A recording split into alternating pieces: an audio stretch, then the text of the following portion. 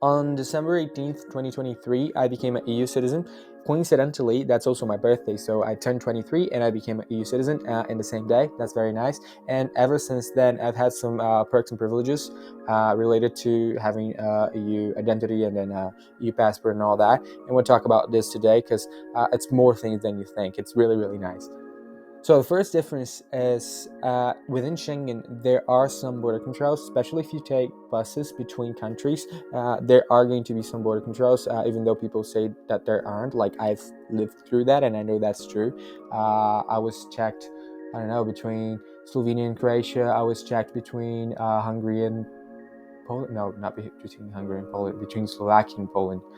Between the Czech Republic and Germany. So there are some countries that are still doing border controls, even if it's temporary and if it's more chill.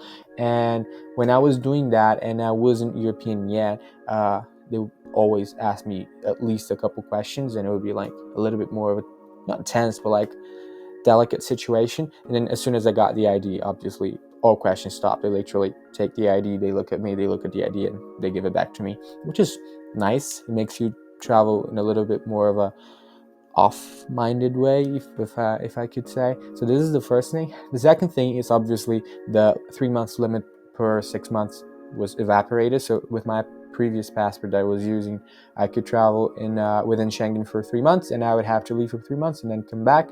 And now obviously I can just literally stay for as long as I want. The third benefit, which I did not expect, and it's so sweet.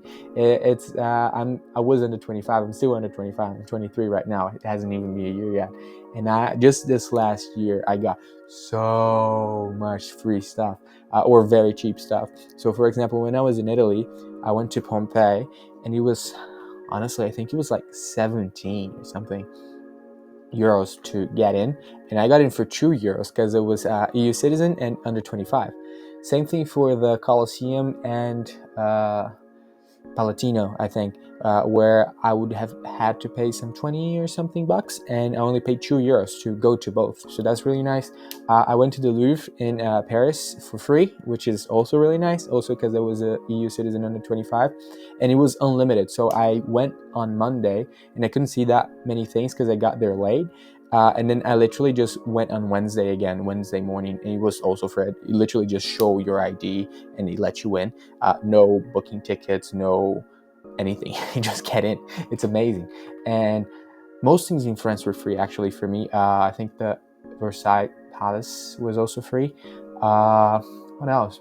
Yeah, there are a bunch of free stuff for me. Some of them was just because I was EU citizen, and some of them was EU citizen and under 25. Some of them you have to be both.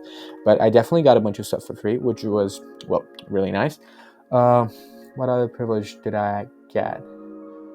Well, yeah, some volunteerings that I did. You can only, even though they're not paid work, you could only do it if you had a work visa or if you were EU citizen.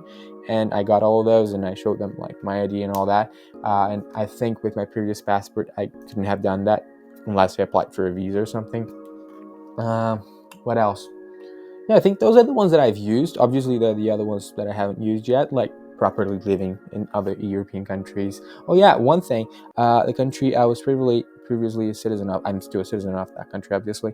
I can apply for a working holiday here in Australia, and with an Italian citizenship, I can, and I did, and I got it in like a couple hours. Literally, it was almost instantaneous, and that's also really nice because I'm only in Australia right now, and I'm only allowed to work here on a working holiday and all that because I got the EU passport. Because if I was trying on my previous passport, I couldn't have gotten it because there was no option for that. So yeah, there are definitely more perks than I thought it would be. And like I said, it wasn't too long. It was like maybe took me 3 months to get it. I mean, Italy is particularly easy in that sense.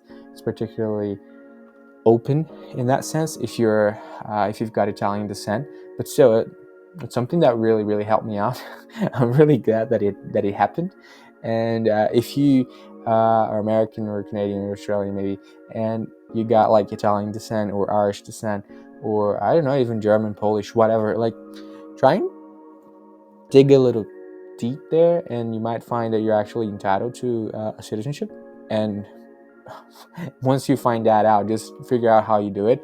Do it as soon as you can before the law changes or something, and then you're a citizen forever, you know, and you pass it down to your children, and that's awesome, you know, that's awesome.